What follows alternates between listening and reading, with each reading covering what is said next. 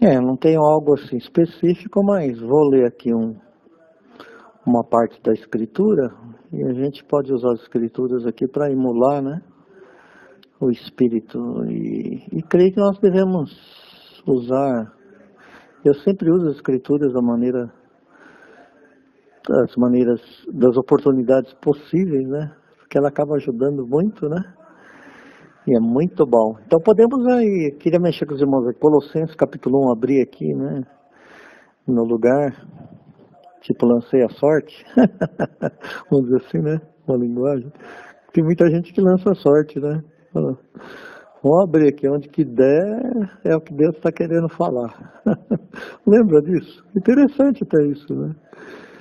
Que Paulo lançar a sorte quando ele estava lá naquela tempestade, né? É interessante lançar a sorte. É uma coisa interessante, né? Mas hoje a nossa sorte está lançada mesmo e tudo que nós colocamos as mãos, né, elas convergem para Cristo, né? Isso que é bacana, né? Então a nossa sorte já está lançada, né? Aqui diz Paulo, apóstolo de Jesus Cristo, né? Paulo, apóstolo de Jesus Cristo, pela vontade de Deus, e também o irmão Timóteo que está aqui comigo escrevendo essa carta, né? Paulo, apóstolo de Jesus Cristo. Nós também somos apóstolos, né, irmãos? Né? Paulo foi um dos primeiros, né? Mas o Senhor Jesus foi o primeiro apóstolo, né? Podemos dizer, ele foi o primeiro apóstolo, né? Foi o primeiro a defender o que? A vontade de Deus, né? Apostolar o Evangelho, né? Apóstolo de Jesus Cristo, aqui Paulo, né? E Jesus Cristo de Deus, né?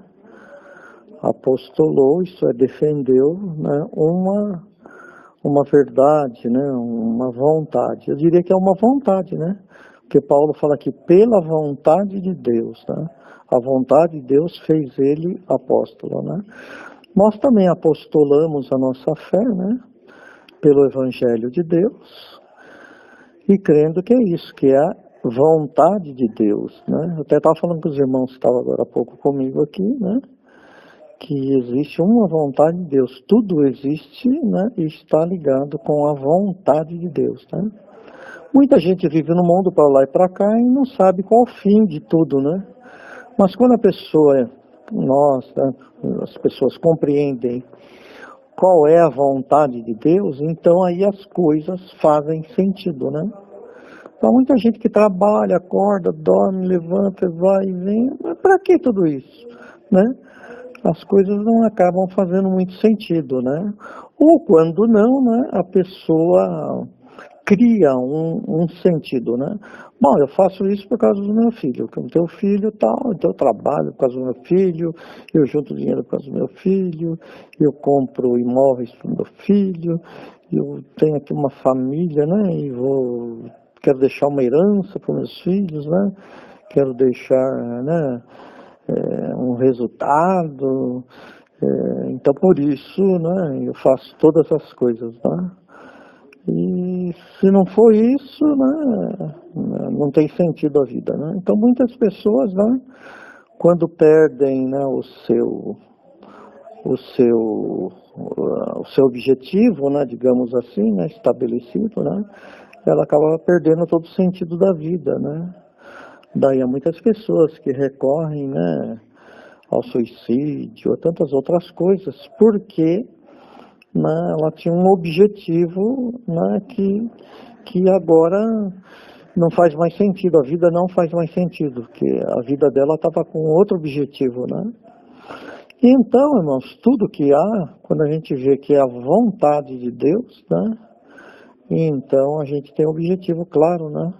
Então Paulo era apóstolo pela vontade de Deus, né?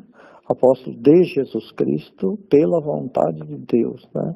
Assim também Deus nos escolheu, irmãos, para Cristo ser formado em nós por sua vontade, né? Que maravilha, né, irmãos? A vontade de Deus. Portanto, a oração do Senhor termina assim: seja feita a tua vontade, tanto na terra como no céu, né? Então, realmente, há uma vontade de Deus em tudo isso, né? Que nem sempre nós, vamos colocar nós aqui entre aspas também, né? Porque não somos diferentes de ninguém, em certo sentido, né? Que nós não entendemos, né? Mas tudo tem propósitos, né? Nós temos chamadas, né? Então, Paulo mostra isso, uma chamada de Deus, né? Então podemos dizer que a chamada, num certo sentido, é geral, né? Mas o despertar precisa de um clique, né? Precisa do Espírito fazer esse despertar, né? E finalmente a pessoa, né, entender, né, para cumprir o seu destino, né? Então, esse é o primeiro ponto aí que eu vejo nesse verso de Colossenses 1, que abri aqui aleatoriamente para ler, para a gente ir interpretando, emulando, né? E nós temos condições para isso, né, irmãos? Para usar a Escritura mesmo na posição de Cristo e usar ela, porque o pessoal fica usando por aí, né? E usando para os seus próprios interesses e torcendo para um sistema, né? E nós vamos pegar e levar ela para o Espírito mesmo, né? Toda a Escritura, arrastar ela para o Espírito, né? Assim como todo o testemunho de Jesus, só tem um significado mesmo no Espírito, né? É claro que é um significado geral, né? Das pessoas dentro da sociedade, como a figura do bem, né? Como ajudar o próximo, eles levam tudo para o lado físico, né?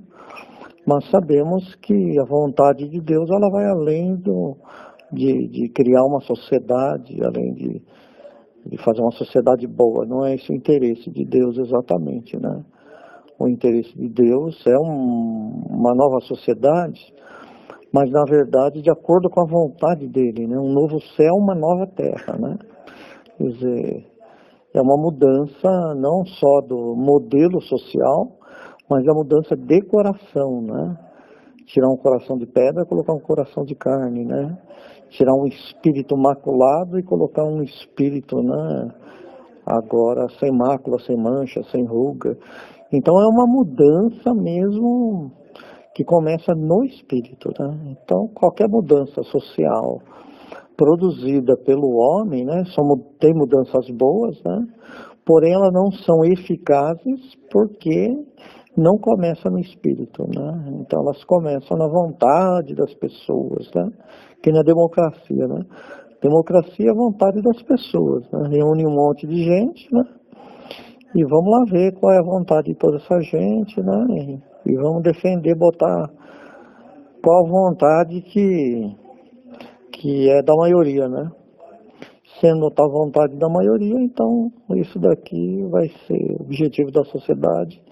E vamos eleger pessoas e homens, né, para isso, para que essa vontade seja cumprida, né? Então é isso, democracia é a vontade, né, do povo, da sociedade, né? E não tem nada a ver com a vontade de Deus, né? A vontade de Deus é outra, e as pessoas estão se enganando, né? E achando que essa é a vontade de Deus, né? Claro que Deus não quer o bem, não quer o mal de ninguém, né? De nenhuma sociedade. Deus não quer que as coisas aconteçam. Mas a gente vê acontecendo cada barbaridade, né, irmão? Crianças, adultos, jovens, né? Coisas que nem o homem controla, né? Um acidente, né? Por exemplo, um automobilístico, coisas assim terríveis, né? Você vê crianças, né? Sofrendo, né? Ali esmagada numa ferragem, um negócio, aí se pergunta, né, mas como é que Deus, né, permite acontecer uma coisa dessa com uma criança, né, uma pessoa, né? Aí as pessoas surtam, né, ficam, né, numa paranoia muito grande. Ah, eu não acredito que Deus existe, como é que pode permitir uma coisa dessa, não, né? Então essa é uma boa pergunta, né, que as pessoas às vezes fazem, né, mas como é que, se Deus existe, Ele permite tragédias desse tipo acontecer, né? Tufão, derruba a casa, vira, morre gente para todo lado, né? Se Deus existe, por que Ele permite essas coisas? Ele não deveria controlar tudo isso daí e não deixar acontecer essas coisas tão terríveis, né? Aconteceu no tempo de Jesus também, né? Lembra? Caiu na torre de Siloé, né? No tempo de Jesus, né? Que estava em carne aqui. Caiu uma torre lá e matou um monte de gente, irmãos. A torre de Siloé, né? Está lá no Evangelho. E matou um bocado de gente. Foi um acidente trágico naquela época de Jesus, né? Como se tivesse caído um edifício mesmo, a torre de Siloé, né? E Jesus fez um comentário lá, né, irmãos? Fez um comentário lá, mostrando que na época que aquelas pessoas morreram, aquela torre caiu em cima delas, elas eram diferentes das outras que estavam ali, né? Deus não tinha nenhum porquê, né, com aquelas pessoas, tá? Mas ele disse, se vocês não crerem, né? Se vocês não crerem, vocês perecerão da mesma maneira, né? Isso dizendo que não há diferença, né, entre o perecer natural e sobrenatural, de certa forma, né? Então, aí começam umas coisas bem paradigmáticas, né, na religião, né? Eu não rogo pelo mundo, mas rogo por aqueles que são meus, né? Deus deixa certos destinos acontecer, né? Porque a vontade do homem está imperando naquilo, né? Então, se a gente vai mais a fundo em algumas situações particulares, né? Deve ter um motivo lá específico, né? E que houve permissão de Deus, né? E só Ele que dá conta de certas coisas mesmo, né? Mas a vontade do homem sempre está imperando na frente da vontade de Deus, né? Então, o final dessa oração, que outro dia nós podemos até também explorar bem, né, a oração do Pai Nosso, que é uma oração que todo mundo faz, até para começar o jogo de bola, né, de campo de futebol, o pessoal ora o Pai Nosso, né, mas não sabe o que significa aquela oração no espírito, né? Eles fazem um entendimento natural, mas no espírito tem uma profundidade muito grande para nós, né, irmãos? E uma parte da oração é essa: seja feita a tua vontade, assim na terra como no céu, né?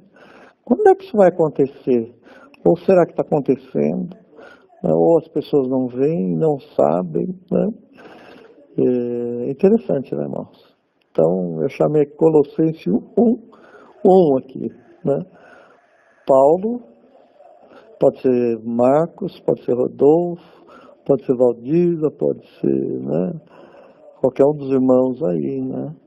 Apóstolo de Jesus Cristo. Somos chamados, né, irmãos, para defender, né, a fé, né, para dar razão da fé que nós recebemos, uma fé que não veio de nós mesmos, né?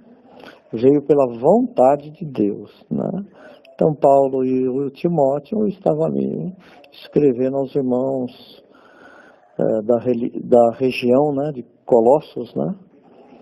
E falando alguma coisa aqui que a gente pode aproveitar no espírito, né? Câmbio, irmãos. Mas eu vejo, sabe, irmão Marcos, o homem sempre se interpondo entre na vontade de Deus, né? Se interpondo na vontade de Deus. Ou seja, Deus, de verdade, ele revolucionou o mundo, né? Ele é um revolucionário. Não como Judas queria, né? Não como os seus apóstolos ali mais diretos, né? Os escolhidos ali naquela hora, ele chamou os 12 ali, né? Escolhidos ali, eles julgavam, né? Porque eles buscavam, na verdade, um revolucionário, né? Eles buscavam um homem que fosse revolucionário segundo os conceitos de revolução, para libertar um povo, para fazer essas coisas. E, de fato, ele é um revolucionário, né, da mente, né, e do espírito, né? E realmente ele é um revolucionário da mente e do espírito, porque ele quer fazer um novo céu e uma nova terra. E para fazer um novo céu e uma nova terra, o entendimento é de que ele vai mudar a nossa mente e o nosso coração, né? mente como lugar alto e coração como lugar baixo, entendendo da maneira, né? Então a gente vê que ele quer mudar o céu e a terra. E ele vai mudar o céu e a terra, está dando em nós e já conseguiu essa mudança. Prodigiosa, fantástica, enlouquecedora, porque realmente ele inicialmente nos enlouqueceu. Nós ficamos loucos, a gente não entendia, porque tanto entendimento de coisas que a gente antes não via com esses olhos. Então ele revolucionou realmente o nosso mundo. Cristo é um revolucionário. E é por isso que ele choca, ele impacta, ele choca, ele causa um impacto muito grande nas pessoas. E ele causa impacto nas pessoas que o julgam, né?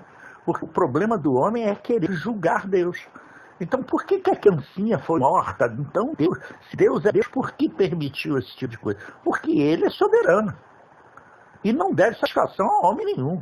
E o homem não tem que julgar o Deus que habita nele como se ele fosse um homem comum.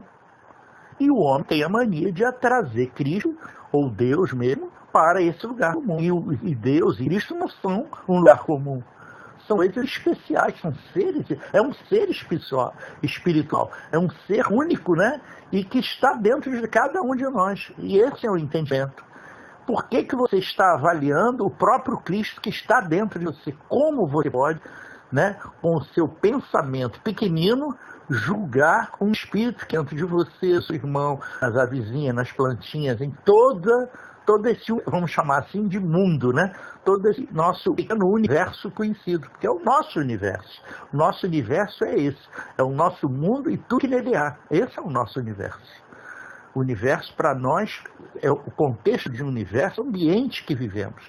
E esse é o nosso ambiente, é a Terra, né? É a Terra. Então a Terra é o nosso ambiente. Então aqui é que está concentrado todas as coisas que nós podemos viver, que seja nesse mundo ilusório, que é o mundo irreal que nós vivemos aqui, e é o mundo real, que é o mundo de Cristo, nessa vivência. O homem, como sempre, né, faz o mesmo julgamento que fez no Éden, que julgou mal o Deus, né, e por isso também pecou, né, porque todo um elenco de coisas montou esse pecado, né? Esse pecado não é uma coisa isolada, é uma coisa no espírito, né? Que transcende tudo, né? O homem julgou Deus, o homem avaliou Deus mal, o homem é um elenco de coisas que colocou o homem numa posição de eu sou igual a Deus, né? Então eu agora quero ter a minha verdade, eu quero viver o meu destino, eu quero viver a minha vida. E aí se deu mal, né? Esse tem sido o princípio que a gente tem vivido aí. Mas Cristo é um revolucionário realmente, porque ele mudou o nosso céu e a nossa terra. Vou só até para o irmão falar também um pouquinho mais. Podemos então dizer, né, irmão Rodolfo, que existe a vontade de Deus, e Deus criou o homem também, e não fez o homem sem vontade, né? Existe a vontade do homem, né? Que é Cristo, lógico que Deus fez um ser, né?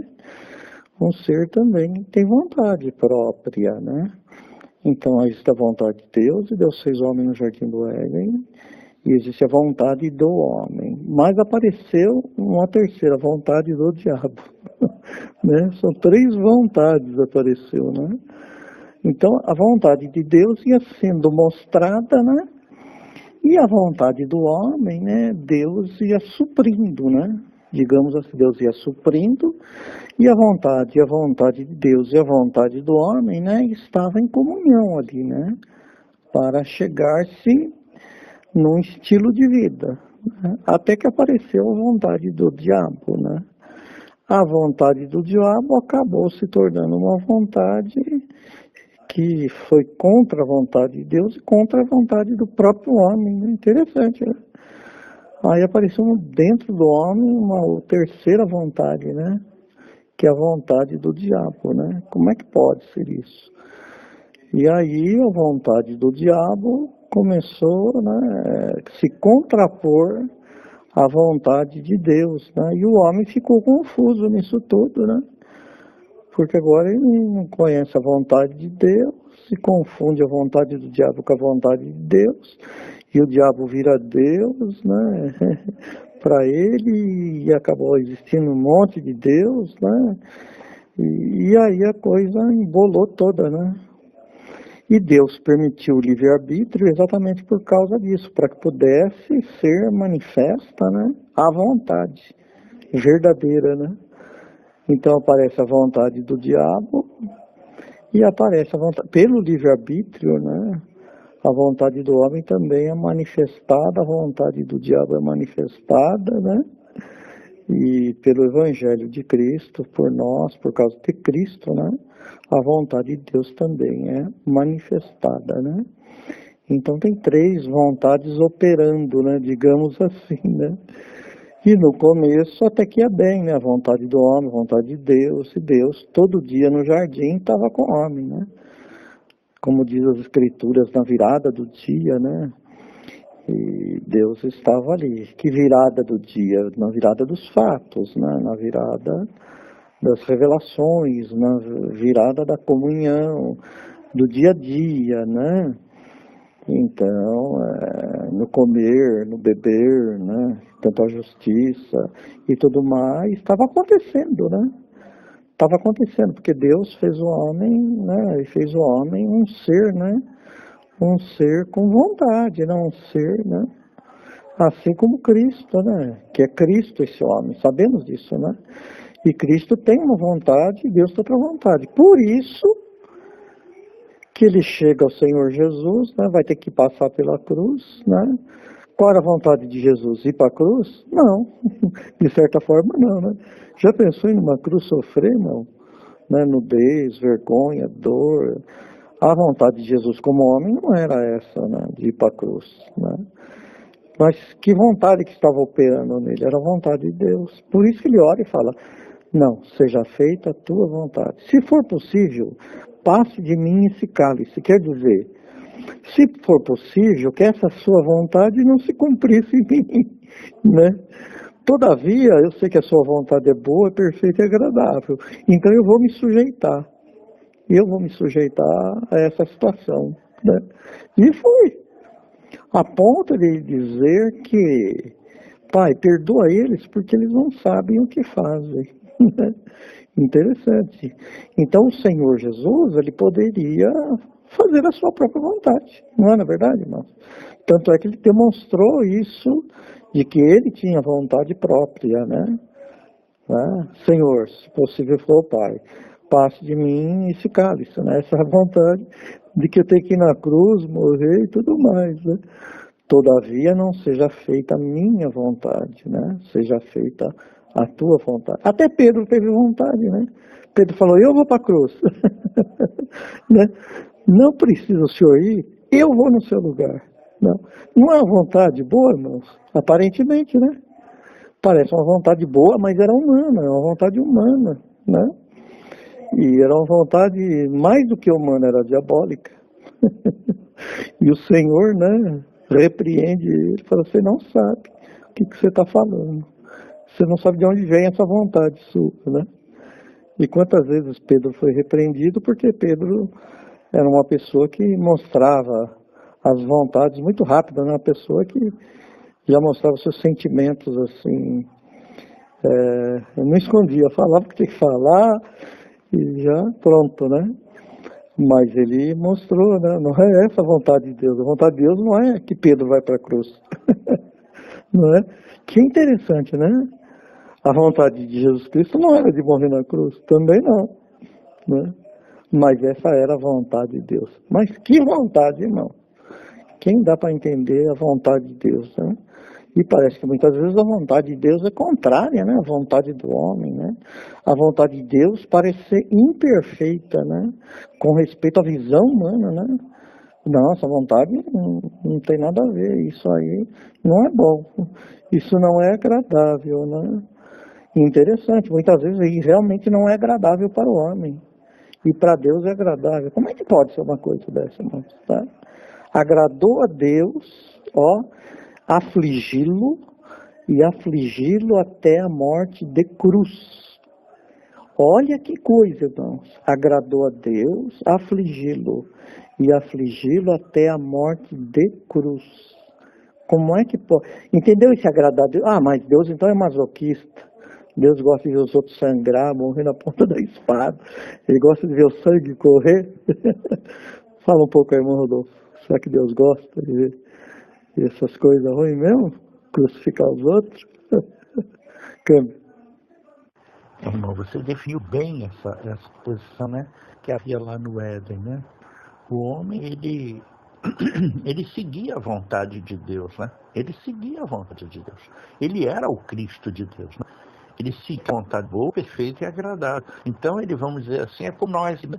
Nós temos, vamos dizer assim, comunhão de espíritos com relação às ideias que vamos colocando. E quando nós estamos com a ideia muito perfeita, o outro aperfeiçoa a nós, né? Então, o homem, quando não estava perfeito, isto o aperfeiçoava, né? Na viração, né? Na viração. Ele era aperfeiçoado nisso. Até que, né? Surgiu a vontade do homem. E essa vontade do homem, contrária à vontade de Deus, foi a vontade do diabo. É a vontade do diabo, né? É uma vontade contrária à vontade de Deus, né? E aí surgiu, né, o antagonismo do homem com relação às coisas de Deus, que eram boas, perfeitas e agradáveis. E esse antagonismo gerou essa dualidade que veio para nós, e por força disso, a vontade boa, perfeita e agradável de Deus, para que cumprisse, né? Exigia um sacrifício forte do homem em abrir mão novamente desse livre-arbítrio que lhe foi dado, né? Então, havia uma vontade de Deus no sentido de que o homem tivesse que abdicar disso. Há um sacrifício no homem, sim. Há um sacrifício que foi efetuado por Cristo. Na verdade, o próprio Cristo se sacrificou. Você mostrou muito bem essa situação ali no Getsemane, né? No Getsemane houve esse postulado ali de Cristo, né? Com relação, mostrando a vontade de Cristo, né? E estampando a vontade de Deus, que é boa, perfeita e agradável, que é a própria vontade. Então ele se submeteu como Cristo, como o lado bom do homem, né? Se submeter à vontade de Deus, né? E aceitando aquele sacrifício que era exigido. Quer dizer, o homem tinha que abrir mão do diabo que havia dentro dele, daquela vontade imperfeita, né? Da vontade imperfeita, que tudo julga, tudo vê pelos seus próprios olhos e por valores distorcidos que não são os valores de Deus, né?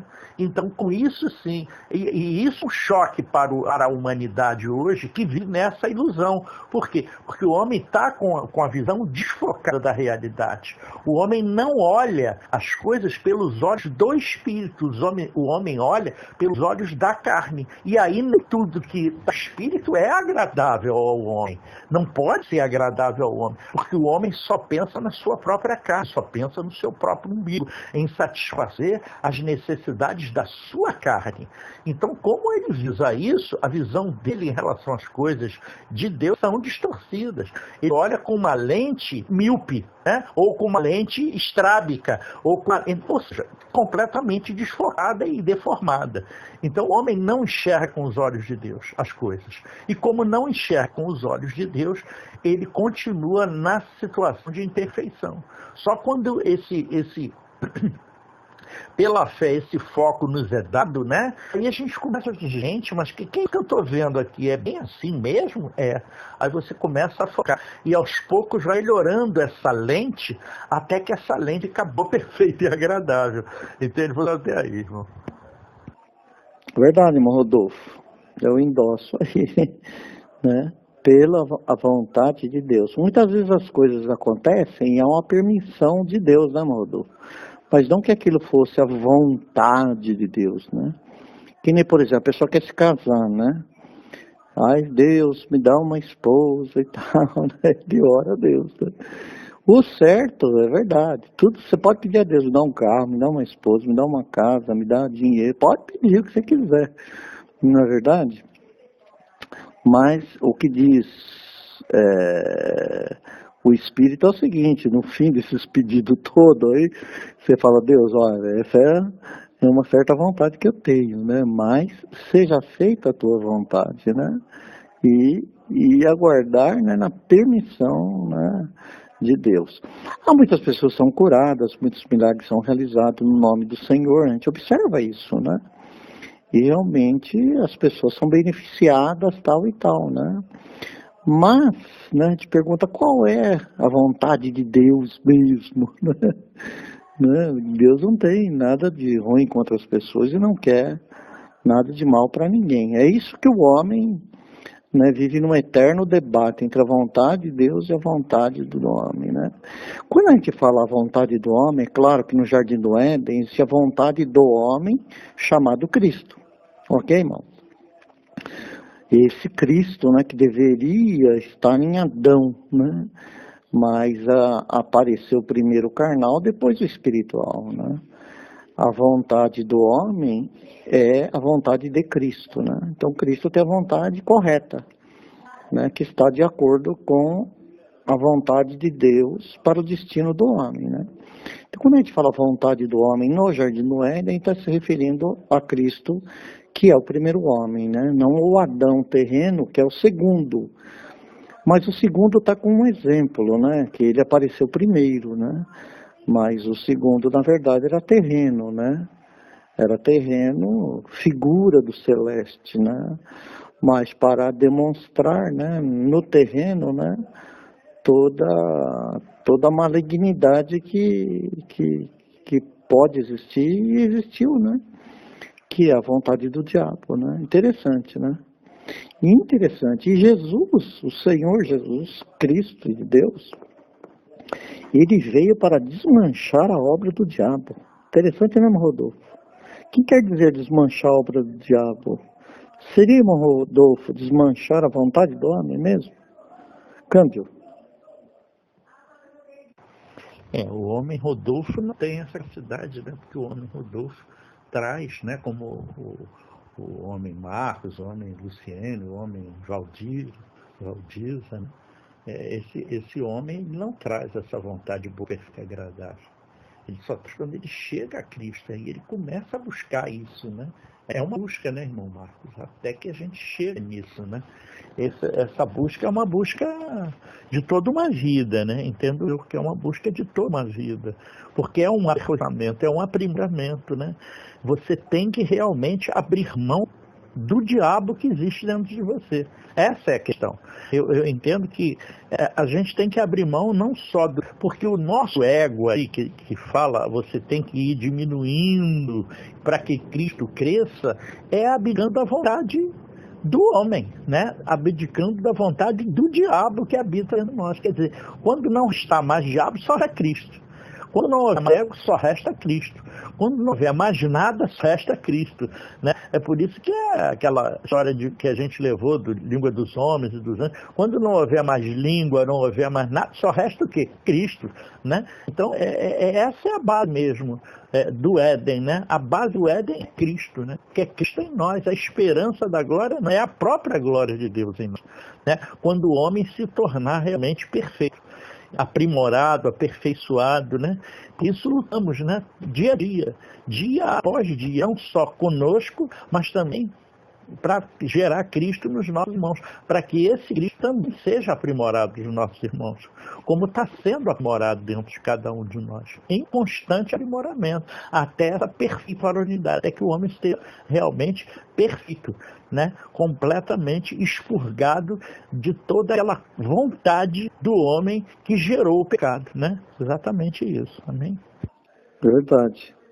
E é interessante que o Cristo de Deus, né, ele foi aperfeiçoado, né, baseado exatamente nessa condição humana, né? Interessante, né, irmão Rodolfo? O Cristo de Deus, ele é aperfeiçoado na fraqueza do homem. Como que é isso, né? O Cristo de Deus. O Cristo de Deus, que é o primeiro, né, assume a fraqueza do segundo, e na fraqueza do segundo ele é aperfeiçoado e é elevado à condição de se assentar à direita de Deus, né? Então Cristo agora está assentado à direita de Deus. Olha só, quando Deus criou o primeiro homem, né, o Cristo dele, né, Deus tinha uma vontade mesmo, né, a realizar, né? E interessante que na fraqueza do homem da terra, né, do homem de baixo, do homem coração, Deus enviou seu Filho, né, que é o Cristo de Deus, né, o originado de Deus, para assumir a fraqueza desse coração, né, para ter o coração do homem, olha que coisa, né? E nessa fraqueza do homem, né, se aperfeiçoar, né? Olha, ele foi aperfeiçoado, mas foi afligido e ferido de Deus. O profeta fala isso muito claro, né? O Senhor Jesus, ele foi ferido e aflito de Deus, não é? Não é o homem que feriu ele, não é o homem que afligiu. Porque diz, Pai, perdoa eles, né? Quer dizer, claro, foi os homens que deu a flechada, meteu a lança, não sei o quê, né? As atitudes foram humanas, né? Mas ele foi ferido e afligido de Deus por quê?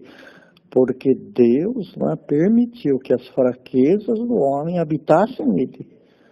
Que interessante, irmãos, habitasse nele para ele ser um perfeito, né, salvador da criatura humana.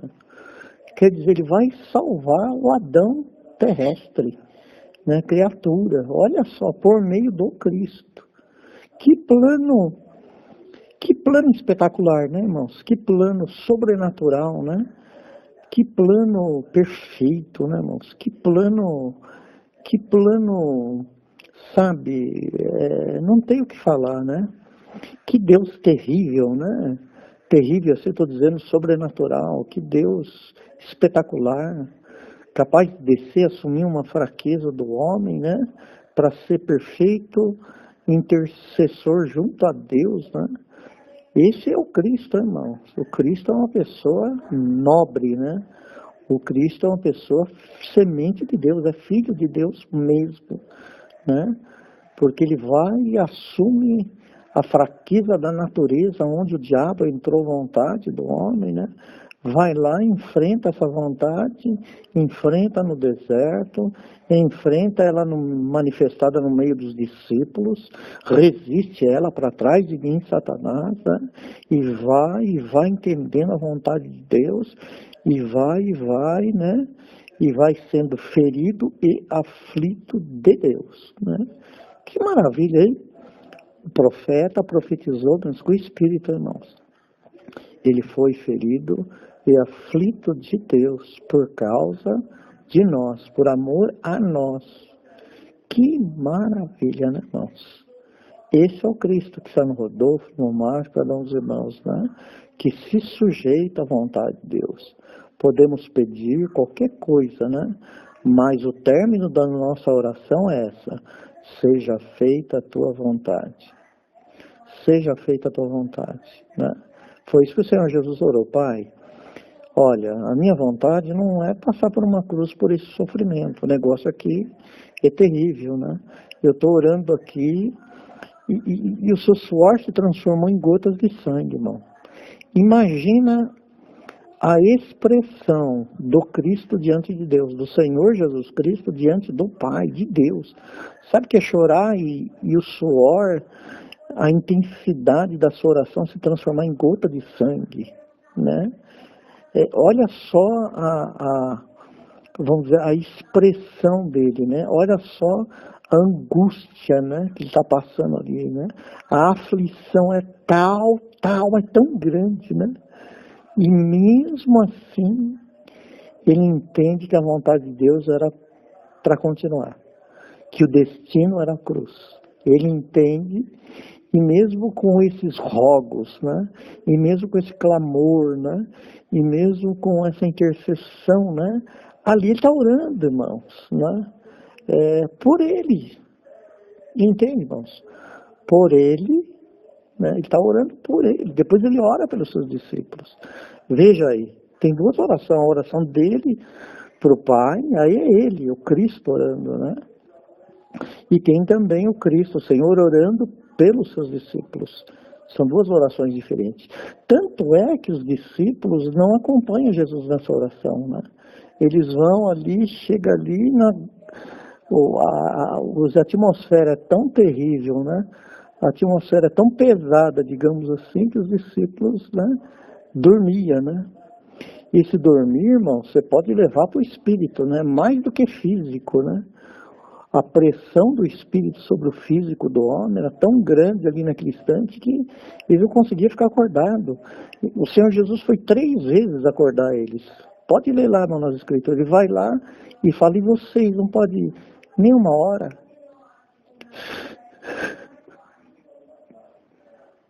É um esforço, irmão, completamente absurdo, né? Completamente absurdo esse de chorar a vida pelos próprios poros, né? Na verdade, ele estava chorando a vida, né? Ele estava dando a sua vida, né? Ele estava esvaindo a sua vida por amor de cada um de nós. Porque ele deu sua vida por amor de cada um de nós. Então, ele estava chorando a vida. As gotas de sangue ali eram gotas de vida, irmão. Eram lágrimas de sangue, eram lágrimas de vida. Era a vida dele se esvaindo por amor de nós. Isso é um absurdo, isso é um absurdo. É um amor que a gente não consegue dimensionar. É um amor que transcende tudo que você pode imaginar, pensar. E é loucura para os homens, realmente, irmão. Isso é absurdo esse entendimento. Nenhum homem, em sua consciência, pode imaginar uma coisa dessas. Isso é absurdo aos olhos do homem. Só não é absurdo aos olhos de Deus. Por isso, esse sacrifício, quer dizer, é uma coisa assim muito, se a gente pode falar, usar esse pleonasmo, muito maravilhosa, né? Porque maravilhoso já define um exagero, um absurdo, né? E é muito maravilhoso. Face a grandeza disso, né? Não há como não conter as lágrimas diante de uma situação dessa, desse rogo, desse choro de lágrimas de sangue esvaindo a sua vida por amor de toda a humanidade, né? Isso é demais. E ele por 3 vezes, né, irmão Rodolfo? Vamos usar uma linguagem mais simples, né? Por 3 vezes ele pede ajuda dos homens, né? Vamos falar assim uma linguagem, mas vocês não podem me ajudar aqui? Né? E os homens nada podiam fazer, né? Que interessante, né, irmão? Ele estava sozinho. Câmbio. Seria um rogo vão, né?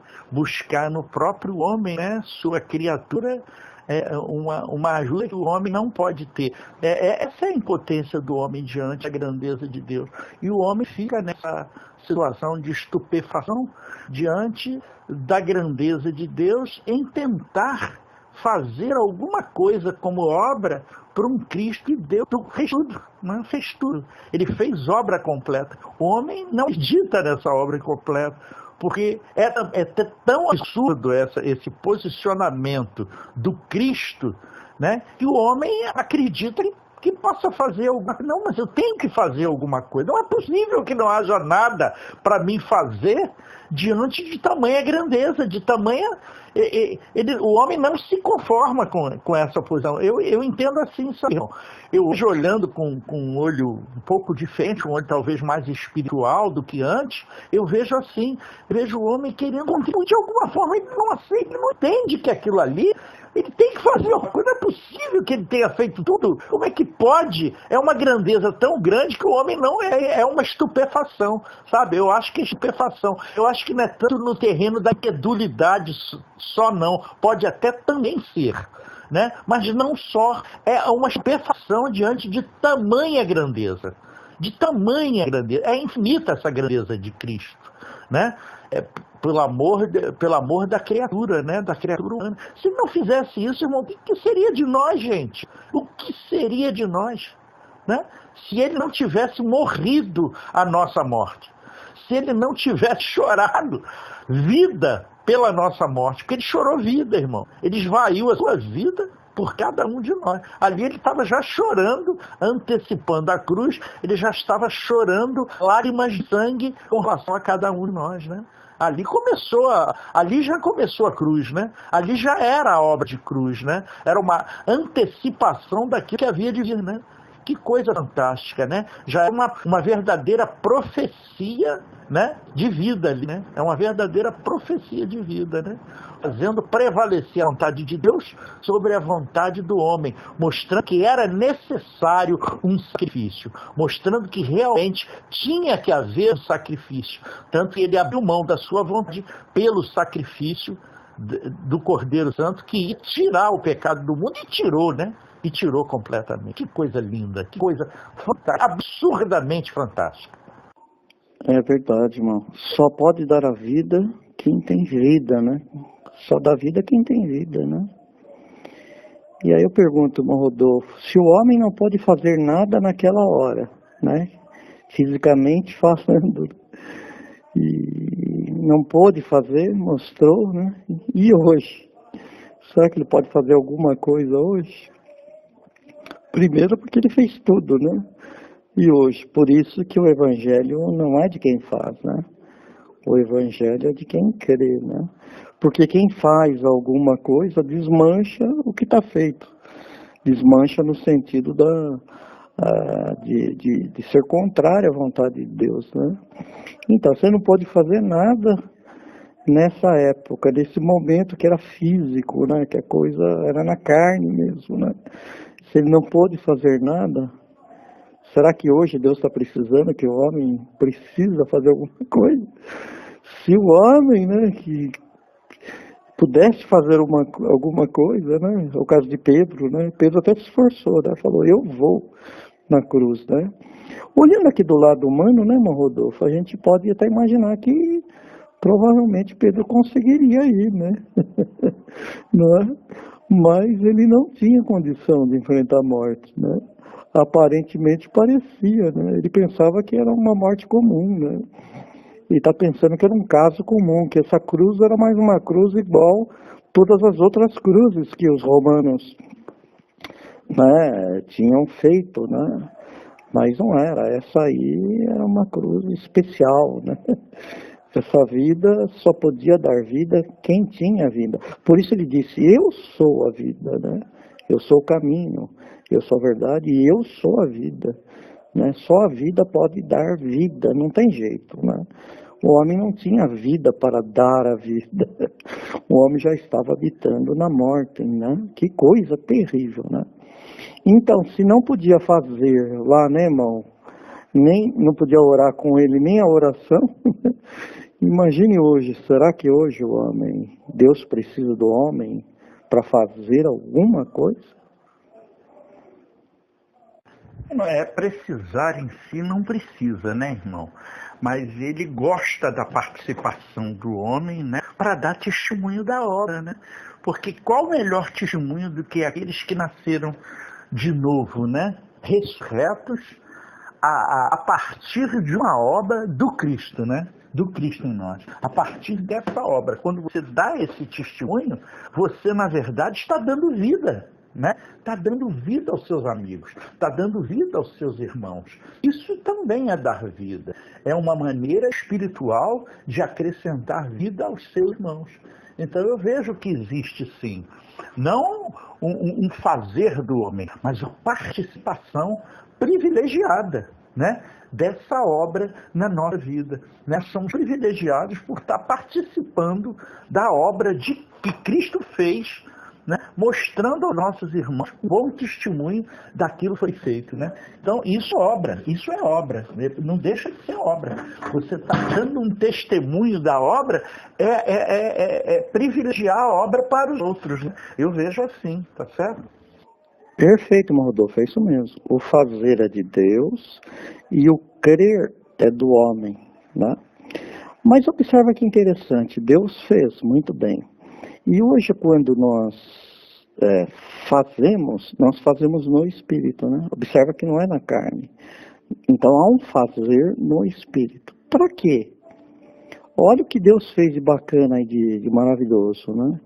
Ele permite que nós fazemos algo no Espírito para nos tornarmos participantes do que Ele fez. Olha só. E Ele nos dá o direito, né, de sermos participantes da obra que Ele fez. Olha só, interessante, né? Então, na carne, Ele fez tudo, vamos falar assim, né? Na carne, e Ele venceu o espírito do diabo, né? Então, o diabo já está vencido, né? Ele já venceu tudo, né? Para que nós lutemos uma luta e vencermos a nós mesmos, né? e tornarmos participantes. Isso que é maravilhoso, né? Então, Rodolfo, os irmãos que dão testemunho da verdade se tornam participantes da obra que ele fez. Olha que direito, isso que é espetacular, né? Como é que você entra num negócio desse, né? Sendo que é ele que fez e Deus agora te julga como fazedor, né? Te galardoa como fazedor, quer dizer, ele põe você como participante do que ele fez, né? Por isso que Paulo diz, né, que eu levo e carrego no meu corpo o resto das aflições de Cristo, né? O que é o resto das aflições de Cristo, né? Então nós tornamos co-participantes, né, pelo Espírito, é uma obra de Espírito, né? Então quando o irmão Rodolfo dá o testemunho de Cristo, é a mesma coisa como se o irmão Rodolfo estivesse morrendo na cruz. É a mesma coisa do Getsemane. Você passa o Getsemane, você passa a cruz, mais uma maneira do Espírito, né? E Deus lhe dá o direito agora de ser chamado Filho de Deus. Olha só como que ele faz, irmãos. Além dele fazer a obra, ele nos dá o direito, né, de sermos co-participantes, né, no Espírito, né? E depois ainda nos dá o direito de sentar-se como obreiro, né? Como se tivéssemos nós feito a obra. Ele considera como se nós tivéssemos feito. Que interessante isso, né, irmãos? Que interessante, né? Ele pega a glória dele, né, e nos dá a sua glória. Coisa que no Velho Testamento está escrito, né, por Deus mesmo. A minha glória a outro não darei. Esse outro que ele está falando, observa, a outro não darei. Depois lá na frente, né, ele fala, Pai, glorifica o teu filho, né? Assim como teu filho tem te glorificado com aquela glória antes do mundo. E depois ele, não é, também fala que essa glória está em nós, tá? Que agora nós glorificamos a Deus mediante o testemunho. Então isso é fantástico, né? Também esse aspecto, né? De nós nos tornarmos co-participantes, né? Sem fisicamente, especificamente, né? Nós temos que morrer a morte dele, né? Então nós morremos com ele quando nós cremos. Como que é isso, né? Então o crer nos faz participante das coisas dele. Que maravilha, irmãos! Ser participante das coisas dele, ser galardoado com as coisas dele. Ele faz a guerra e você leva a fama. Que coisa, irmãos! A coroa é dele, mas ele vai e te coloca a coroa sobre você. Que coisa, irmãos! Como é que ele pode elevar, né, a nossa categoria de filho, né? Isso é salvação, irmão. A salvação é realmente completa, não, Rodolfo? Elevar-nos à categoria de filho. Por isso que João escreve, né? Filhinhos, vê depois com que grande amor Deus tem para convosco, de vós agora serdes chamados filhos de Deus. Oh, maravilha, né, irmãos? Câmbio. É uma obra realmente absurda. Eu não tenho outra expressão para usar hoje a não ser esse absurdo, porque realmente Deus é muito. Deus é absurdo para nós. Ele é grande demais. Ele é grande em intensidade em tudo, né? Do seu amor, do seu espírito, da sua glória partilhada conosco, né? Ele diz, a minha glória não divide com ninguém, mas ele divide com quem? Com Cristo. Cristo em nós. Essa é a glória, né? A glória de Cristo é o homem, né? Então, ele está participando da glória dele com todo o homem que está nele, né? Que coisa linda isso, né? Ele partilha isso, né? Ele nos dá direito de ser co-herdeiros. Esse é o sétimo princípio, né? É o princípio da herança, né? Nos tornamos filhos, porque somos co-herdeiros, né? Do único herdeiro, né? Do herdeiro unigênito, né? E nos tornamos participantes dessa tão grande maravilha, essa obra que nós não temos participação efetiva, né? Mas que ele nos dá participação especial, né? Como bom testemunho, pelo bom testemunho dessa obra. Vamos para a cruz novamente, né? Estamos indo para a cruz na hora que damos esse testemunho. Aí morremos ali com ele e aí somos ressurretos com um espírito novo, né? Com uma novidade de vida, transcende a todo entendimento. É absurdo, irmão, não tem outro não, é uma coisa absurda. Amém. É verdade, Rodolfo, é absurdo. É que nem no filme, né, normal, né? Tem o ator principal, nós entramos como atores coadjuvantes, né? Mas somos elevados à categoria de receber o mesmo prêmio do ator principal, né? O ator principal divide toda a sua glória, toda a sua fama com o ator coadjuvante, né? Que nós entramos nisso, né? E Deus nos garante isso, nos mostra quando Ele dá o seu Espírito, né? Nos tornamos participantes da sua natureza, né? Ele dá o seu Espírito, né? Então agora somos da mesma natureza, né? Que coisa, né? Até que Paulo fala isso muito bem, né? É como um galho arrancado de um jambuzeiro bravo e enxertado na oliveira verdadeira, né? Jambuzeiro, né? Dá espinho, né? A oliveira realmente dá o fruto, né? Mas é interessante, né, irmãos? Arrancado de lá, enxertado, né? Numa outra natureza e ser participante. Uma coisa que não era árvore de espinhos, eram galhos espinhosos, né? Quebrado e enxertado. Que coisa, né, irmãos? Fomos enxertados em Cristo, né? E quem vai dizer que agora nós não somos, né? Porque nós estamos enxertados nele, né? A seiva da oliveira agora passa para esses galhos, né? Esses galhos que davam espinho agora dá fruto. E fruto da oliveira, fruto para Deus, né? Não é mais espinho, agora é fruto, não é? Não, agora que o homem deu só foi uma coroa de espinho, né? O homem deu uma coroa de espinho, né? E Deus nos dá uma coroa de glória. Que maravilha.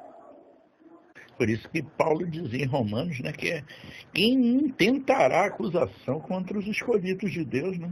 Pois foi ele quem os justificou, né? Que justificação maravilhosa essa nossa, né, irmão? Ser enxertado na videira, né? Um jabuzeiro brabo ser enxertado na videira verdadeira, né? No fruto da boa oliveira, que ele chama, né? No fruto da boa oliveira. Que maravilha, né? Por isso nós não podemos nos envergonhar, né, irmão Rodolfo? De dar testemunho dessa fé que nos foi dada por ele, né? Porque a fé é um dom de Deus, né?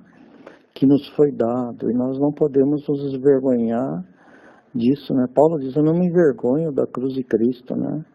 Ainda que eu possa pregar tantas coisas, mas a pregação da cruz não posso deixar para lá, não.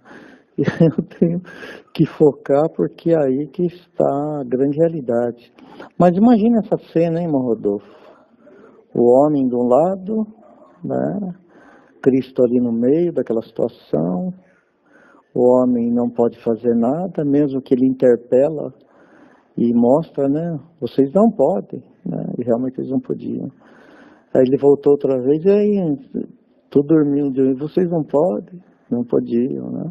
Por 3 vezes, né? Interessante se 3 vezes. 3 vezes o galo cantou, 3 vezes ele interpelou para que eles orassem, né, junto com ele. Não pôde, não pôde. O homem negou, o homem não pôde fazer mesmo, né? Agora imagine nessa cena o próprio pai também. Meu Deus, hein?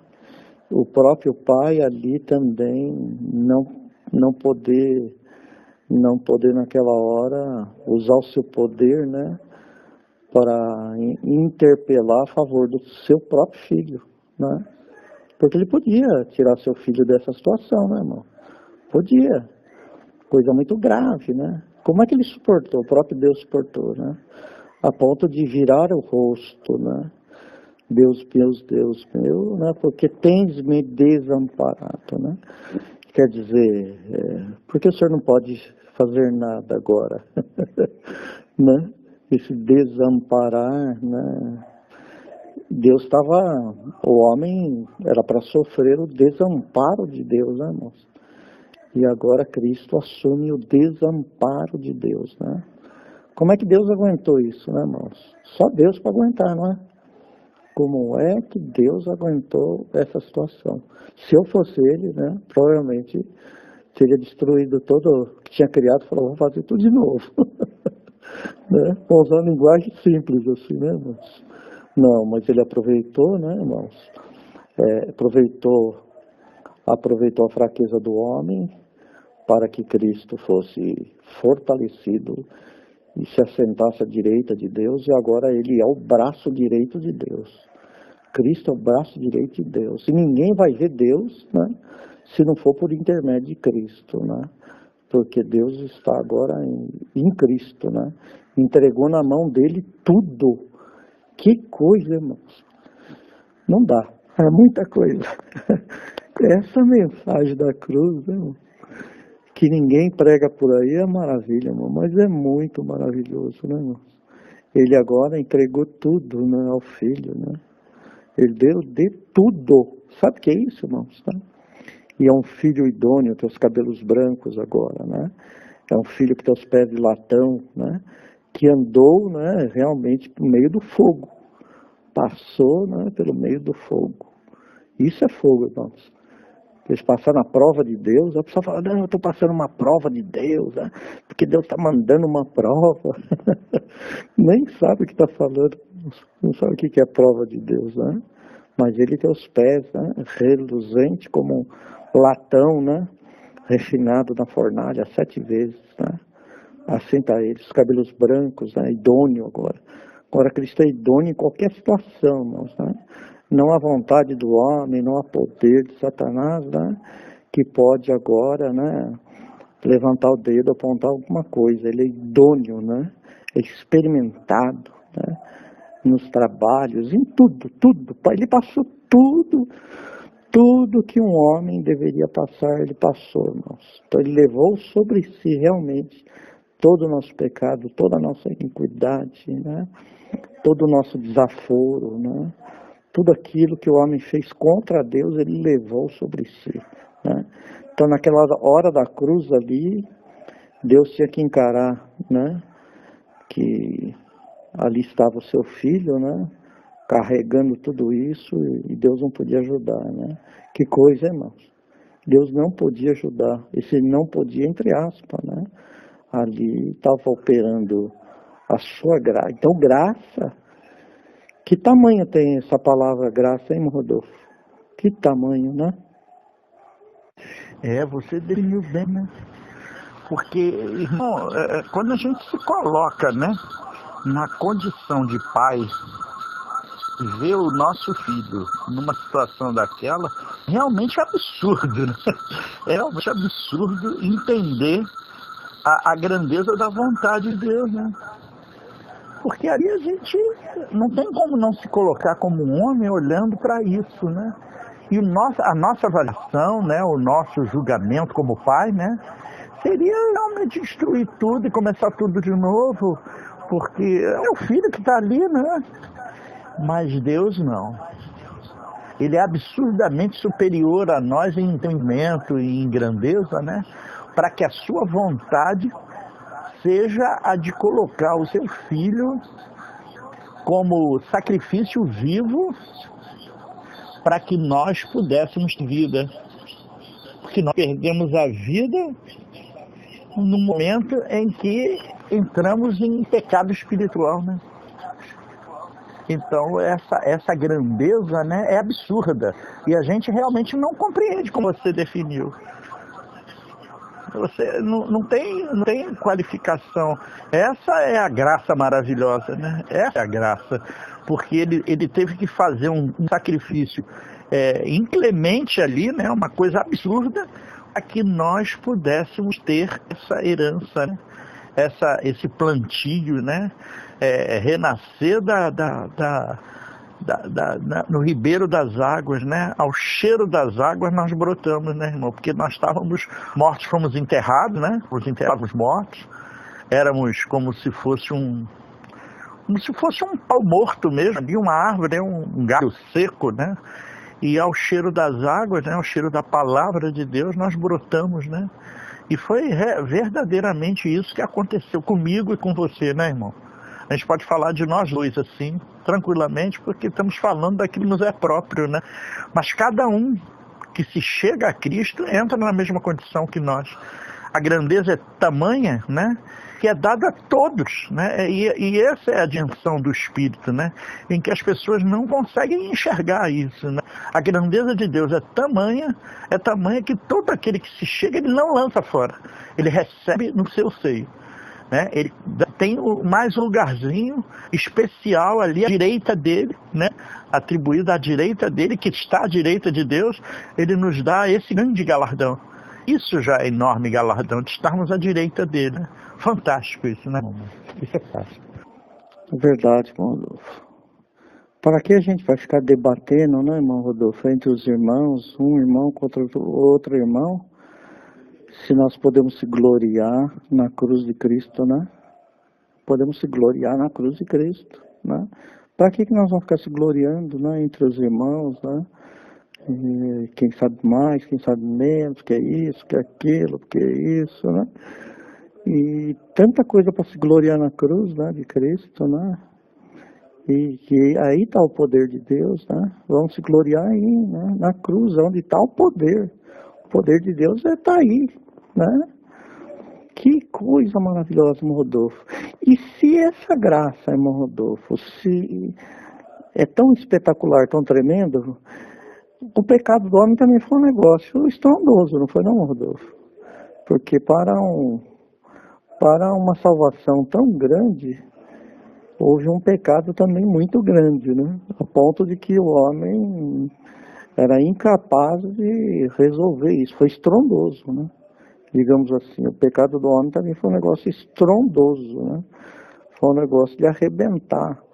Foi um negócio de deixar a casa do pai, bater a porta e ir embora, né? E o pai não teve como segurar. Falou, se meu filho não vai embora, eu não tenho mais como conviver com ele aqui. Ele tem que ir embora mesmo, né? Tem que deixar ele ir, porque o negócio foi terrível. Eu tenho que deixar ele ir, né? Depois, quando ele vai e ganha consciência, né? Aí o pai vai lá e busca ele de volta. Resgata ele. Custa o que custar, ele vai e resgata. Custou muito alto o preço, né? Mas ele foi, ele procurou, ele achou, não é? E ele salvou, não é? Salvou e trouxe de volta para casa. Trouxe de volta para casa, preparou uma mesa, preparou vestido, né? Deu uma língua nova, deu um corpo novo, deu tudo para ele de novo, né, irmãos? E ele envergonhado, né? Podia dizer, pai, não tenho direito a nada disso, né? E ele fala, não, você estava perdido e agora foi achado, a motivo de festa. Isso é alegria, isso é motivo da gente se reunir, se alegrar, porque foi achado, estava perdido e agora foi achado. Vamos fazer festa, não é, irmãos? Ainda fez uma festa, né? Que coisa, né, irmãos? Que pecado do homem foi estrondoso também, né, irmãos? Porque abalou a casa de Deus, né? Ele teve que consertar as coisas tanto na terra como nos céus, né? Seja feita a tua vontade assim na terra como no céu. Então observa que o homem estava no céu, irmão Rodolfo. O Jardim do Éden é uma região celestial, né? Ela estava revestida de glória, né? O Éden somente, né? O homem perdeu essa glória desse lugar, né? Mas depois por essa obra ele volta. Mas observa que o pecado foi uma coisa do espírito do homem tão grave, que mudou as coisas no céu e na terra. Teve que fazer uma reconciliação na terra e no céu, né? Então a obra dele é uma obra tanto na terra como no céu. Ele bota as coisas no lugar, né? Tanto na terra como no céu. Uma obra grande, espetacular, né? Assim, se a obra é tão grande, tão espetacular, né? Imaginem o tamanho do tombo, né? Que o homem deu na obra inicial, digamos assim, né? É como se ele tivesse derrubado um prédio, né? E Deus tivesse que ir lá e reconstruir tudo de novo, né? Levantar ele de novo, né? O prédio caiu e virou poeira, né? Que nem aquela palavra profética de Nabucodonosor, né? Que ele viu, aquele sonho, aquela visão, né? Que uma pedra lançada sem mão, né? Esmigalhou, né? Toda aquela estátua. E depois aquela pedra encheu toda a terra, né? Encheu toda a terra, mostrando um exemplo, né? Do que o homem fez, né? E o que Deus fez para restaurar essa condição, né? Então a salvação é uma obra de restauração, né? Tanto é que se a gente pegar em Gênesis, verso 1, diz, no princípio criou Deus os céus e a terra, ponto final. O verso 2 já mostra, né? Pula toda a história e começa a mostrar depois do caótico, né? Estava sem forma, porque Deus não ia criar uma terra sem forma, né? Criar a terra deformada, e a terra era sem forma e vazia.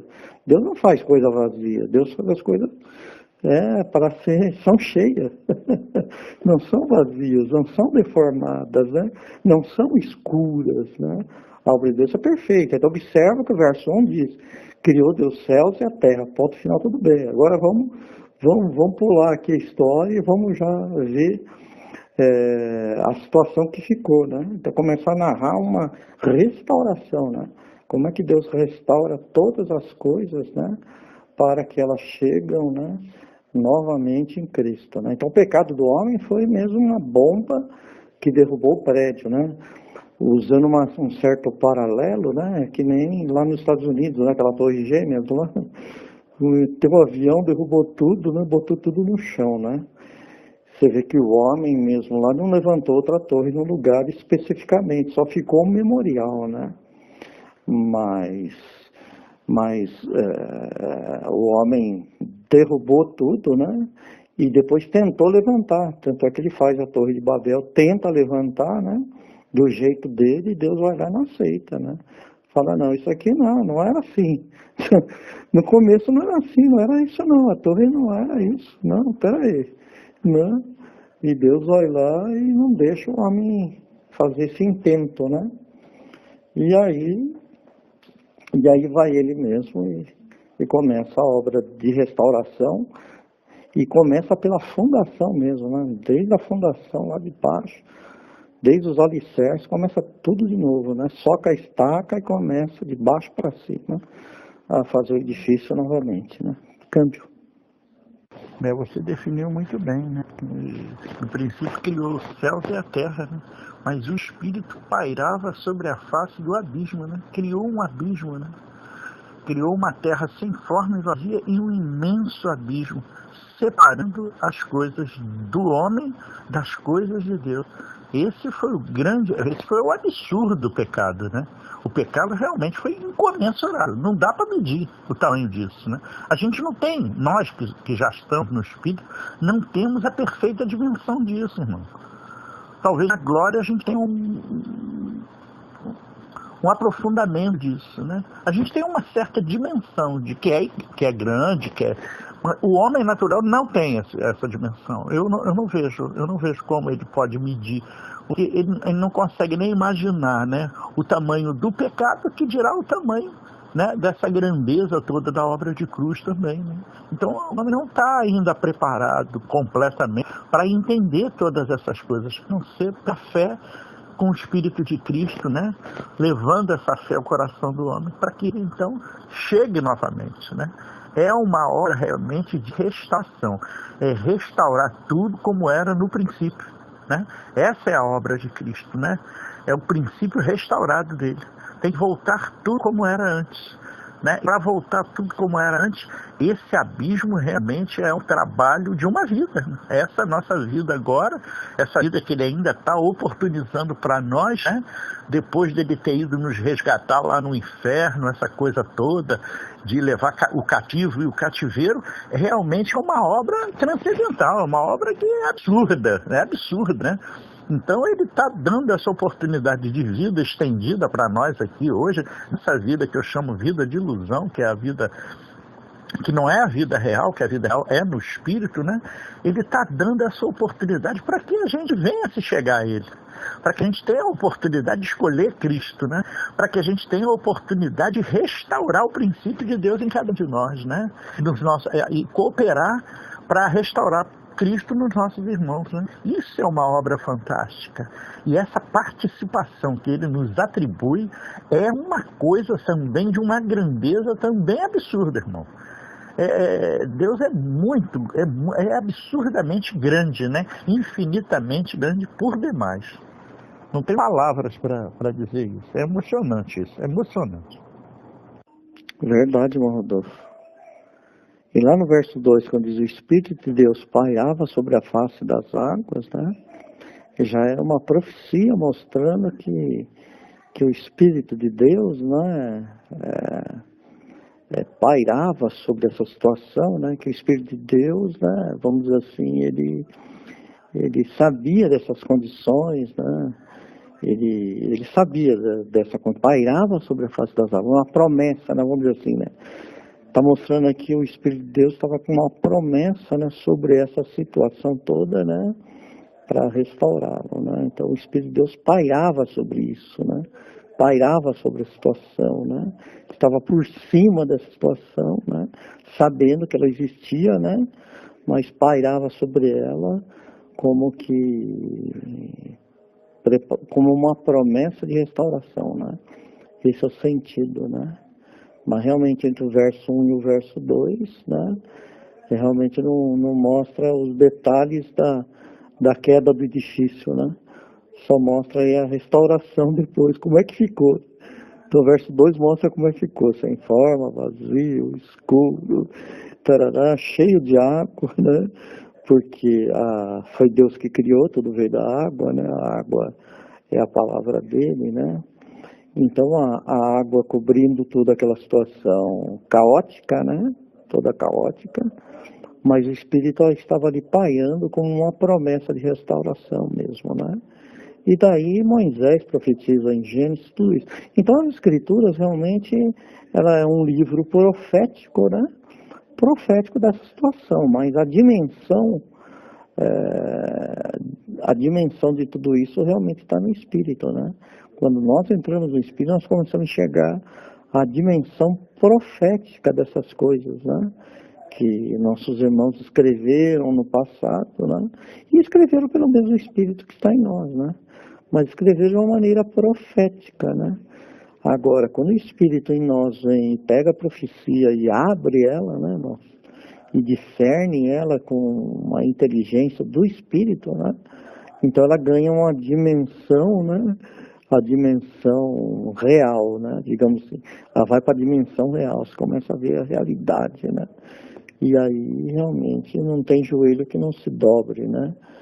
Não tem boca que não se cale, né? Realmente é estrondosa a obra de Deus, né? Essa é a obra de Deus, né? Tem muita gente falando, estou fazendo a obra de Deus. Né? Nós, com muita humildade, dizemos que somos cooperadores, né?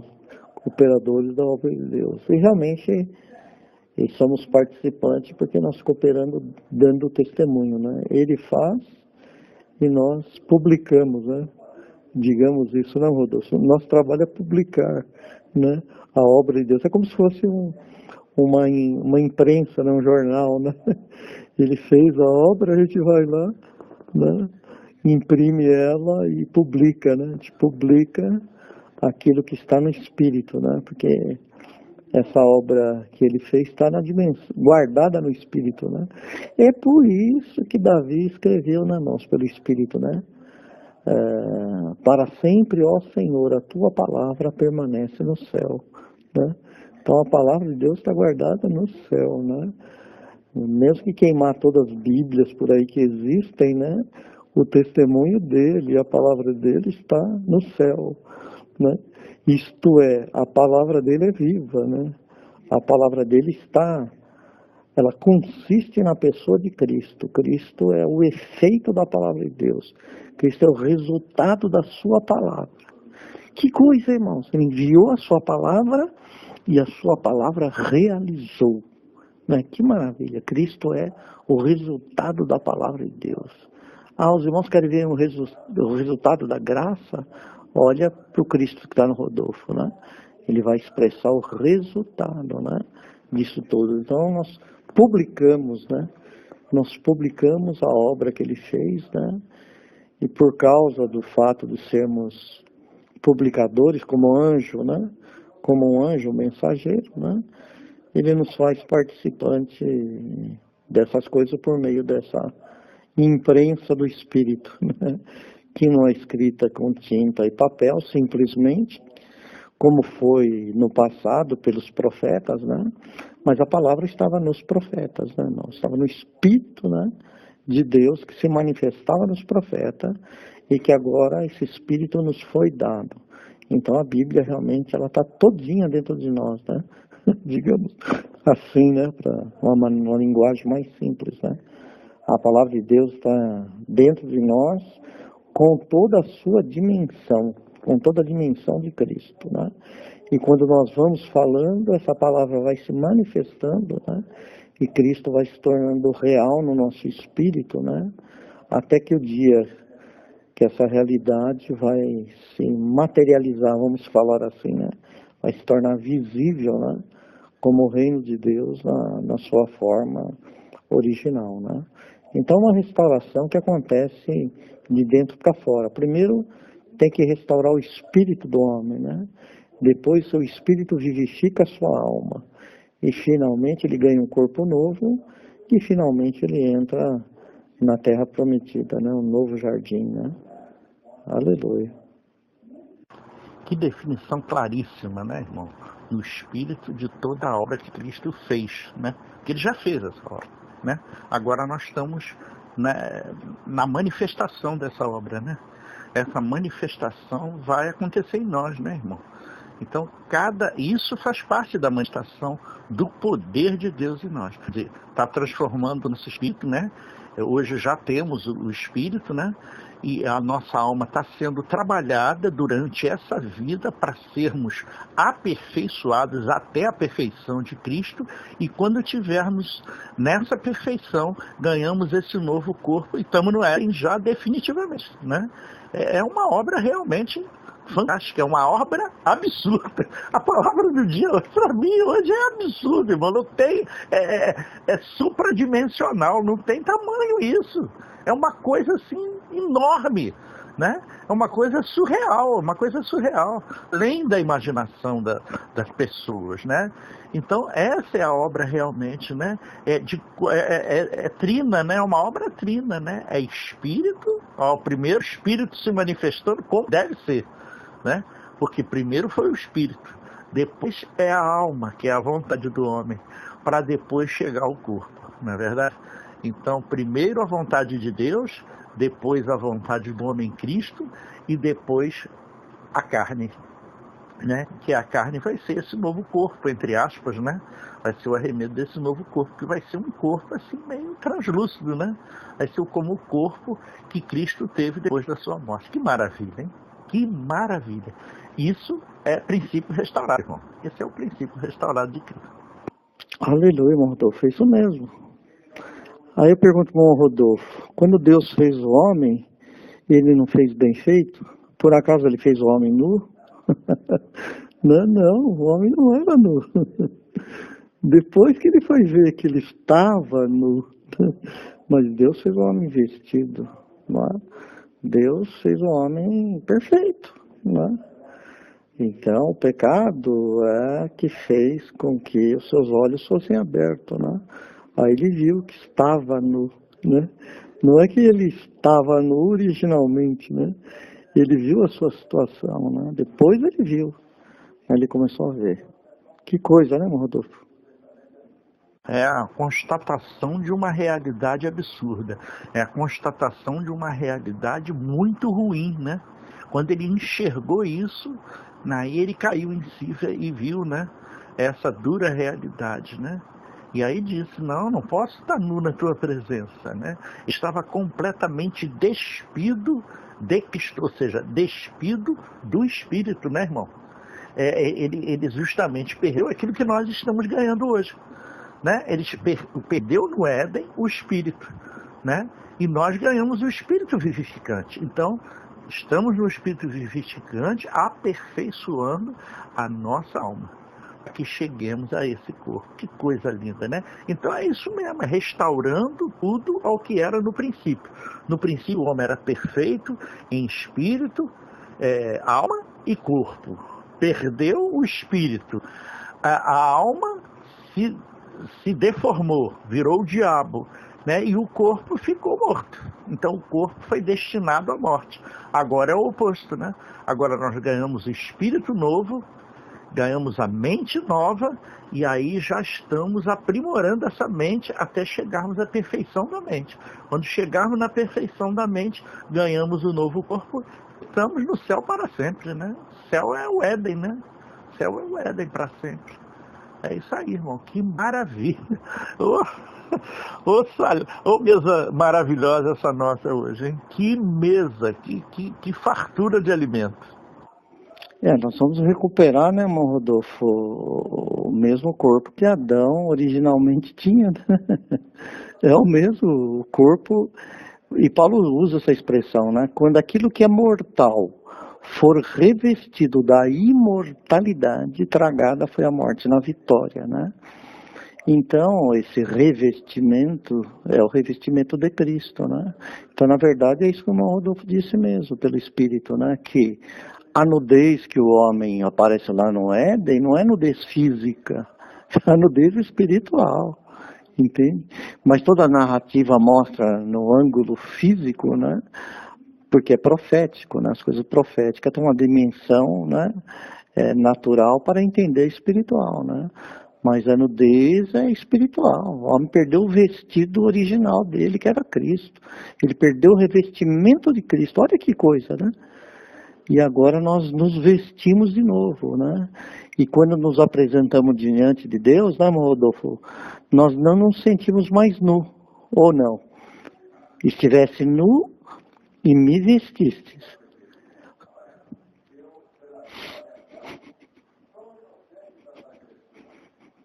Está dando para continuar. Irmão Marcos, ele nos vestiu, Nós não nos vestimos, na verdade ele nos vestiu, porque isso me leva novamente ao Éden, mostrando aquele cordeirinho que foi sacrificado para revestir Adão e Eva no paraíso, lembra? Então é ele vestindo Adão e Eva, então é ele vestindo o homem, né? Então é ele nos vestindo. Eu só aprimorei um pouco o que o irmão falou para levarmos isso à dimensão do Espírito. Mas, na verdade, o que o irmão falou, o entendimento era correto, né? É perfeito, né? Mas eu só quis dar uma pampurada, vamos dizer assim, para que isso fique claro, porque amanhã as pessoas ouvem o áudio, né? E aí precisam desse aprimoramento, né? Desse entendimento maior. Mas realmente é emocionante, né? Tudo isso, né? Esse revestir, né? Essa nova veste, né? Na verdade é uma antiga veste, né? Que deveríamos ter e perdemos, né? Então agora ele nos reveste com essa veste novamente, botando a vestidura do cordeirinho em cada um de nós, para que então aprimoremos essa nossa mentalidade, que é o novo nascimento, é isso, né? É a mudança dessa mentalidade, né? Aprimorando a nossa mente para a mente de Cristo. Isso é: não vos conformeis com esse século, mas transformai o vosso entendimento, né? Para qual seja a boa, perfeita e agradável vontade de Deus. Esse é o entendimento no Espírito, né? Para que então venhamos a ganhar esse corpo ressurreto de luz, né? Que é o corpo do Adão primitivo, que era o corpo de Cristo, né? Exatamente esse é o sentido da igreja, que é esse nosso corpo. Nosso corpo é a igreja, né? Porque ele é templo e morada do Espírito de Cristo. Que coisa linda. É verdade, Rodolfo. O pecado revelou ao homem, né? Exatamente todas essas coisas, né? E a nudez e tudo mais, né? Mas o vestido branco, sem dúvida, é isso, né, irmãos? É a pureza da consciência com respeito ao pecado, né? Então nós estamos vestidos com vestidos brancos, né? e que cobre até os nossos pés, tudo, né? Cobre tudo, né? Tudo, o homem fica escondido, desaparece, né? Então o vestido branco é exatamente uma consciência purificada com respeito ao pecado, né? Que nós ganhamos pelo Espírito, né? Onde o perdão se torna uma realidade, né? E nós não condenamos nem a nós mesmos, né? E nem mais ninguém, cremos nisso, né? O vestido branco, sem dúvida nenhuma, é a consciência purificada do pecado, né? Que maravilha, né, irmãos? Estar vestidos de branco, né? Não ser achado mais nu, né? Né? Estar coberto, né, pela justiça, né, de Cristo, né? Isso é maravilha, né, irmãos? Então, se gloriar nisso, nós vamos aqui, né, irmão Rodolfo? A vida toda, né? Se gloriar nisso. E no céu não vai ter maior atração do que nós falarmos, vamos usar uma linguagem mais simples, né? O céu é um lugar como esse que nós estamos agora. É o céu. É um lugar onde nós vamos desfrutar, né? O que é que Deus fez por nós. E esse desfrute, né? Tanto é no sentido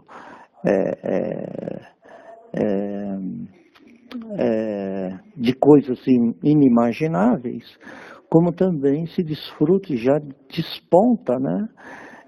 Na alegria do entendimento. Por isso que o reino de Deus é alegria no Espírito, né? O que é isso? O reino de Deus é alegria no Espírito, né?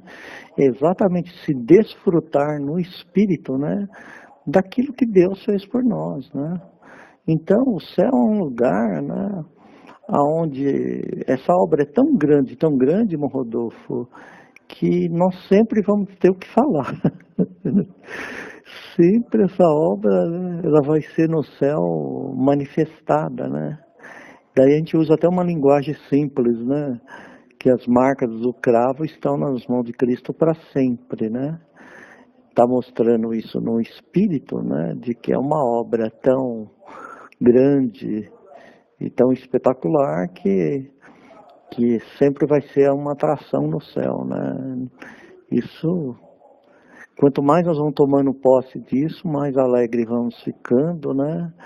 E o nosso entendimento vai ficando mais claro, aí dá vontade de falar mais, e de abraçar mais, e de viver mais isso, né? Porque é uma obra que está baseada, né, irmãos, no amor de Deus, né? No amor de Deus, né? Por isso nós falamos do Coríntios lá, o Coríntios 13 lá, que podemos até voltar a falar mais, né?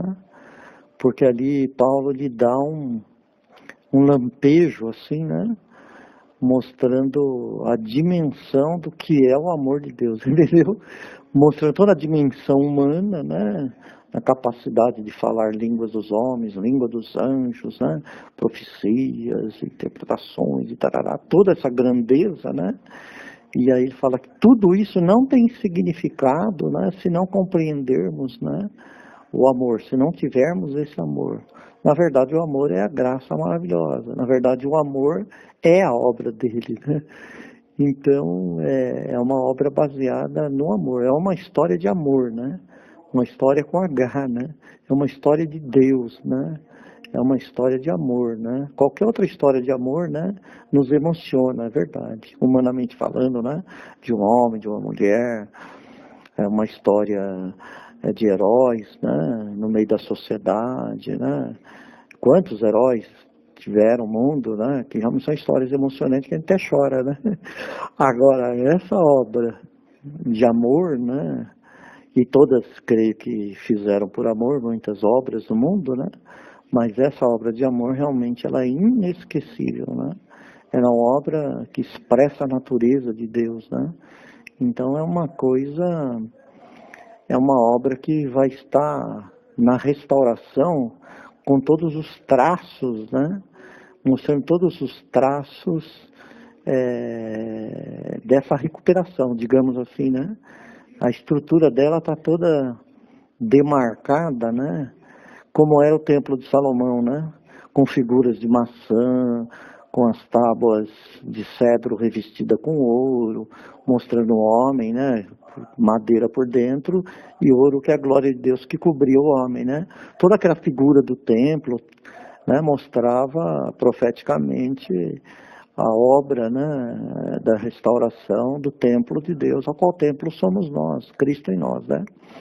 E isso, vamos imaginar isso quando tiver, né, para nós, né, for toda essa realidade, né? Então, a gente vai olhar para as maçãs, para as coisas assim, né, olhar para Cristo, nem vamos perguntar mais nada, porque tá ali, né? A marca tá ali, né? Ele só mostra a mão dele e você conhece toda a história, né? Ele mostra os seus pés e você vai saber toda a história. Fala, coloca o dedo aqui do meu lado, né? E você vai saber de toda a história, de que eu sou de carne e osso também, ó. Pega aqui, aperta aqui, ó. Vê? Né? Que eu adquiri a natureza de vocês, tá? E fiz essa obra, tá aqui, né? Palpável. É uma obra palpável, real, né? Isso aqui não é fantasma na figura, não. Né?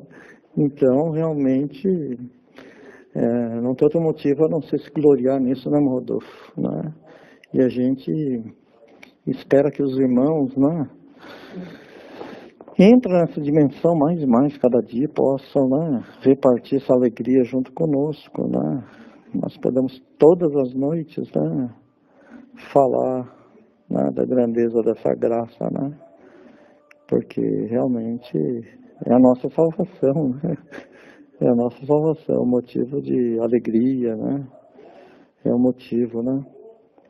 E o sistema religioso por aí não entende. Quando fala, vamos louvar a Deus, né? Eles pensam que é cantar uma música, né?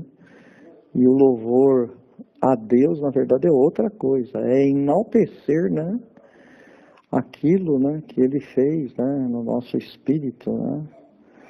E me fez na carne, a gente não entende, rasgou o véu, né? Por isso que nós conclamamos os irmãos para ir além do véu, né? Porque além do véu está Cristo, né? Além do véu está sua obra, além do véu está sua glória, né? Então nós conclamamos os irmãos, né, para sair do santo, né, e entrar no santo dos santos, né? Para sair de Cristo, do Senhor Jesus em carne, né? Que é glorioso, é verdade, é bom, né? Mas ir para o Espírito, que é melhor ainda, né? Que é melhor ainda, né? Conhecer Ele dessa forma. Então, eu não vejo a hora, né? Creio que o Rodolfo também, de ver os irmãos, né, junto, né? Nessa mesma alegria, na mesma mesa. Eu sei que os irmãos participam, né? Mas talvez nem sempre no mesmo instante, né? Não sei quais são os motivos que dificultam, né? Deus sabe de tudo, né? Mas, ou seja, amanhã na gravação ou depois os irmãos se manifestam, né?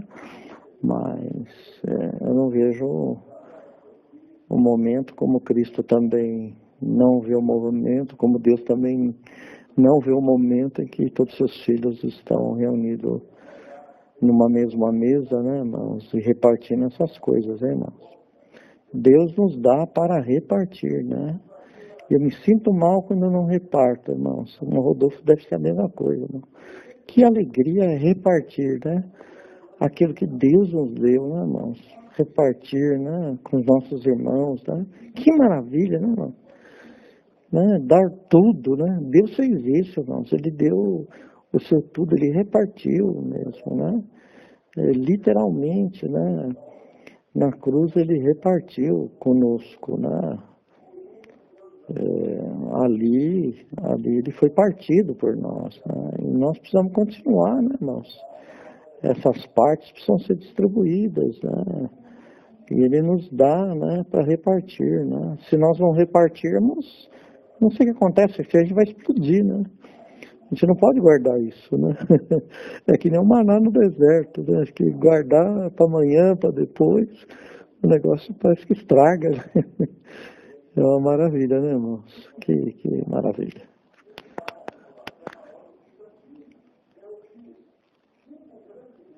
Com certeza, irmão, é isso mesmo. Exatamente como o maná. exatamente isso. Se a gente não repartir, a gente estoura, né? Parece que é assim, é uma sensação estranha, né? É uma sensação, né, que você tem que pôr para fora, você tem que falar, né?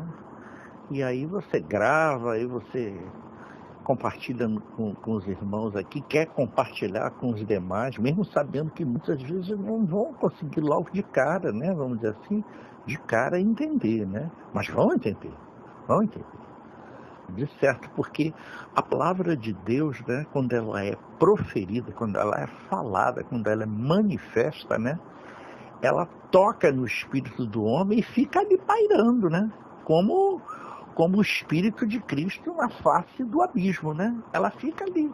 O homem ainda não está, vamos dizer assim, no preparo, né? Vamos dizer assim, pronto para aquela palavra encaixar, mas ele fica ali pairando, esperando um momento de haver a assimilação, de haver a absorção da fé, né? Quando aquela fé entra, aí o irmão, peraí, eu já escutei alguém falar sobre isso. Eu acho que foi aquele doido do Rodolfo, aquele doido do Marco, aquele doido do Jorge, aquela doida da Luciene, da Valdiza lá, esses doidos aí que andavam falando, repetindo, e eu não estava dando muito crédito a eles.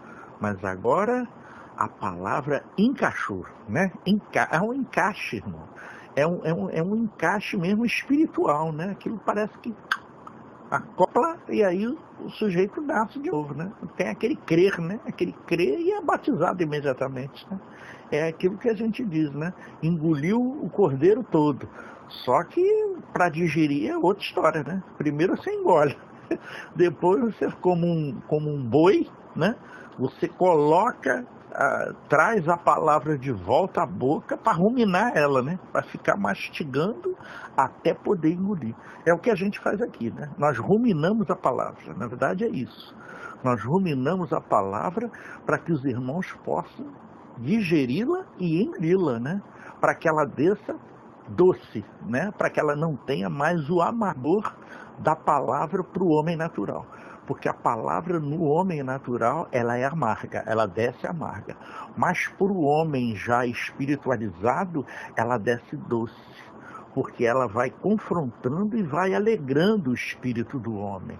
Né? Aquele espírito que está dentro do homem vai sendo alegrado. Né? O Cristo que está dentro do homem vai retumbando, vai reluzindo com pés de latão, porque ele vai sendo aprimorado no fogo, né, irmão? Então, conforme ele vai sendo aprimorado no fogo, os seus pés vão se tornando cada dia que passa mais luzidios, né? O princípio está sendo restaurado dentro dele. Então, ele está sendo transformado de dentro para fora, né? Ele está sendo o imortal, está se tornando mortal, e o mortal está levando a imortalidade necessária. Então a palavra está cumprindo o seu desiderato, né? A palavra está cumprindo o seu propósito, né? O seu sentido verdadeiro, que é transformar o homem, né? Que é transformar o espírito, a alma, para depois readquirir um novo corpo. Corpo esse que foi destruído, né, irmão? Esse corpo foi destruído. Então, agora nós vamos ganhar esse corpo novamente. É um corpo novo. Na verdade, essa é a única coisa mais nova que tem. O espírito foi novo porque ele foi vivificado. Então, o espírito foi vivificado em nós. Todos nós tínhamos o Espírito Santo, mas ele não estava vivo em nós. Quando nós cremos, ele vivificou. Aí começou a aprimorar a nossa alma. E a nossa alma foi sendo aprimorada até Cristo. Quando chegamos em Cristo, aí ganha-se um novo corpo. E aí estamos luzidios, com pés fulgurantes, né? Polidos como Cristo, né? Viramos Cristo, nos transformamos. Nos transformamos no varão perfeito de Deus. Maravilha. Amém, irmão Rodolfo. Essa aí é a ceia do Cordeiro, né? É a mesa do Cordeiro, né? Quem come e bebe e não examina a si mesmo, isto é, quem come e bebe e não vê o Cristo que está sendo formado em si, quem come e bebe, né, e não atenta para isso, né, fica infrutífero, né? Quem come e bebe indignamente, come e bebe para a sua própria condenação. né? Mas quem come e bebe, né? E discerne o corpo do Senhor, né? Então esse cresce e tem vida em si mesmo, né? Então a comida tem, a bebida tem, né? É necessário, então, participar da ceia, né? Essa é a ceia mesmo, né, irmão Rodolfo? É uma ceia onde a carne verdadeiramente é comida, né? E o sangue verdadeiramente é a bebida, né? Interessante, né? Não é a carne e sangue que é do reino de Deus, né? Do homem, né? Mas a carne e o sangue, né? Hoje em Cristo, né? Por isso ele é o Senhor, né? De toda a carne, de todo o sangue, né? A lei para nós tem sentido, né? E o homem, a natureza também tem sentido, né? Portanto, a ceia do Senhor, né? Não tem outro fundamento, não é um lugar para debate, não é um lugar para cada um pôr a sua própria comida e um come, outro não come, aquela bagunça toda, né? É um lugar para que possamos, né, irmãos, ir na despensa de Deus e trazer a comida mesmo dele, né? O corpo dele, o sangue dele. Isto é a obra que ele fez, é isso que nós fazemos aqui, né, irmão Rodolfo? E a gente fica triste, né? Em muitos lugares não tem a ceia do Senhor, né? E isso é tudo, né? É a vida mesmo dele, né? É repartir vida. Então, a reunião nossa não tem valor nenhum se nós não percebermos que repartimos vida, né? Mas quando a gente sai da nossa reunião, né, Rodolfo, a gente sente, fala, repartir vida, né? O Rodolfo repartiu vida, o Marcos repartiu vida, repartimos a vida de Cristo, né? Então, isso tem substância, né? Isso tem graça, né? Isso tem vigor, isso tem saúde, né? Espiritual para a gente poder caminhar e andar, né? É aquilo que Paulo disse, consolai-vos uns aos outros, né? Com essa palavra. Essa é a palavra, né? Que ele nos deu, né? O ministério da reconciliação, a palavra da cruz, né? Aí está a graça, o poder, né? A virtude dos séculos vindouros, né? Maravilha. Estou satisfeito, irmão Rodolfo.